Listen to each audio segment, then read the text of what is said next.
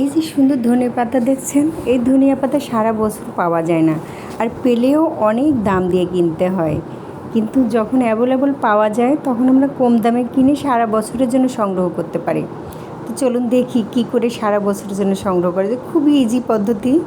আমি ধনে পাতাগুলো শিকড় কেটে নিয়ে ধুয়ে একটা ডালাতে রেখে দিয়েছি। পানি যখন ঝরে গিয়েছে তখন আমি দেখুন এভাবে কুচি কুচি বোর্ডের উপর করে নিয়ে আমি কুচি কুচি করে কেটে নিচ্ছি।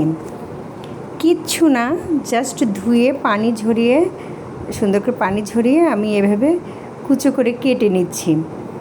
কেটে নিয়ে কোনো বক্সে বা আমি এই যে এরকম একটা পলিথিনের মধ্যে সংরক্ষণ করব। বক্সে রাখলে ফ্রিজে মনে হয় যেন জায়গাটা বেশি দখল করে, সেজন্য আমি এভাবে পলিথিনে রেখে দিচ্ছি। পলিপ্যাকে এটা মোটা প্যাকেটগুলো আমি ফেলে দিই না, এগুলো আমি রেখে দিই। এর মধ্যে আমি পুড়ে দেখুন আমি রেখে দিলাম। এটা সারা বছর যখন আমার ইচ্ছে হবে তখন আমি বের করে তরকারির মধ্যে দিয়ে এটা খাবো।